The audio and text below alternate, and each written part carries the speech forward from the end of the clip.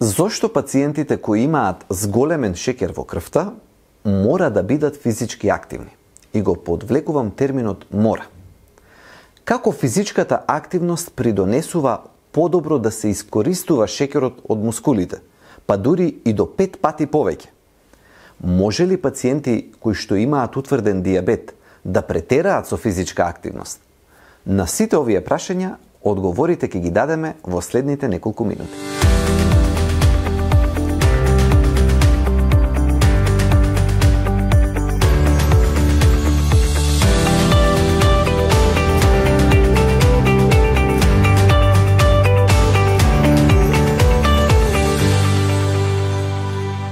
Во денешното видео ќе зборуваме за поврзаноста помеѓу физичката активност и зголеменото ниво на шекер во крвта.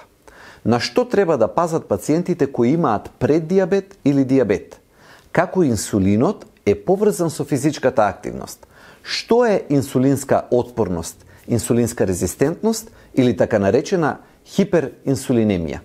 Денеска ќе одговараме на многу важни прашања. Постојат два вида на физичка активност. Физичка активност која што се нарекува аеробно вежбање или кардио, и таа е поврзана со вежбање на подолг период, кога ќе се крене енергијата во телото, кога метаболизмот ќе почне побрзо да работи, например пешачење или трчање, тоа се тие долгорочни начини на вежбање. И втората група на вежби се однесува на вежбање со тежини или со отпор. И едниот и другиот начин на физичка активност има свое место кај пациентите со зголемен шекер во крвта. И ние ги препорачуваме и едните и другите. Аеробното вежбање придонесува за тоа да се троши во моментот подобро шекерот, но и подобрува густина на митохондрии, што значи го зголемува капацитетот на мускулите подобро да го обработуваат шекерот. Неговите ефекти не се само во периодот додека се случува, туку и неколку часа подоцна. Уште подолгорочен е ефектот на вежбањето со тежини, бидејќи тоа придонесува не само за намалување на шекерот, туку и за зголемување на мускулната маса. Мускулната маса пак подоцна исто така значително повеќе го троши шекерот и за тоа придонесува за долгорочно намалување на шекерот во крвта. И едниот и другиот начин на вежбање се неопходни за луѓето кои што имаат зголемен шекер во крвта. Диабетес тип 2 или диабет кој што е поврзан повеќе со возрастните луѓе. Уште се нарекува и диабет кај кој што има инсулинска резистентност или отпорност кон инсулин. Да го објасниме најнапред овој термин – отпорноста кон инсулин. Инсулинот ни е потребен за да може шекерот кој што се наоѓа во крвта да влезе во мускулите.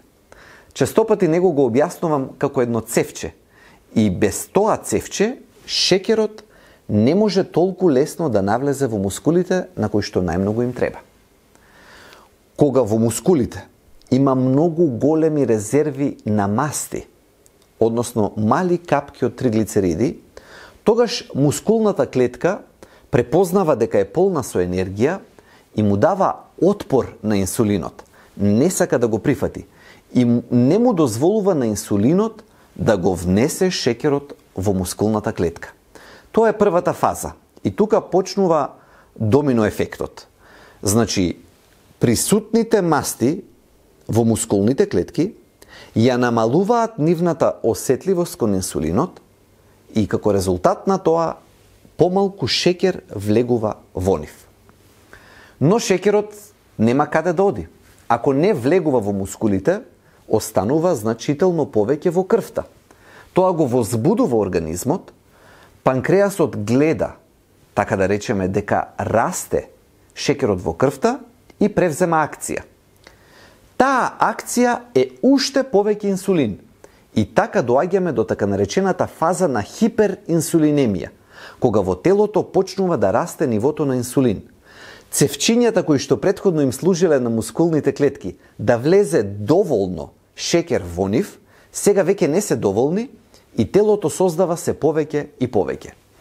Тука веќе зборуваме од таа првична фаза на инсулинска резистентност, преку хиперинсулинемија навлегуваме во предиабет, односно започнува видливо зголемување на шеќерот во крвта. Следната фаза, ако организмот подолго време не може да се избори, а ние не му помагаме ниту со храната, ниту со физичката активност, придонесува да го турнеме во последната фаза, да стасаме до фазата на диабет. Тоа е приказната на инсулинот и развојот на диабетот. Каде доаѓа тука физичката активност? Во самата срж. На тој домино ефект видовме дека првото турнување на првата домино коцка е токму концентрацијата на масти во мускулните клетки. Ако има доволно физичка активност, тие масти се трошат. И цел овој процес кој што досега го објаснуваме, просто не може да се случи. Од самиот почеток го стопираме. Тоа е местото. Тоа е улогата на физичката активност во појавата и во спречувањето на диабетот, или дури ако веќе се појавил, така делува на неговото подобрување или враќање назад. Намалување на концентрацијата на мастите во мускулите и подобрениот одговор кон инсулинот. За крај практични совети. Доколку веќе сте приметиле дека шеќерот почнува да ја надминува горната граница, време е да се активирате. Првата препорака можеби ќе гласи да почнете малку повнимателно, особено ако претходно имало долг период на физичка неактивност. Можеби за тоа ќе треба и да го консултирате својот лекар, за да провери дали состојбата ви е таква, за да можете да почнете со вежбањето. Почетокот може да биде 10-15 минути физичка активност, односно пешачење, но треба да стасате до најмалку 30 па и до 40 минути пешачење на ден. Секако, и доколку одлучите да трчате или да имате поголема физичка активност, и тоа не е проблем за луѓе кои што имаат диагностицирано диабет. Единствено што треба да пазите е што ќе се случува по завршувањето на физичката активност. Имено, 1 час после физичката активност ќе почне шеќерот да паѓа, а тоа некогаш е и 12 часа после интензивната физичка активност. Тогаш само треба да внимаваме да не дојде до хипогликемија или до значително намалување на нивото на шеќер во крвта.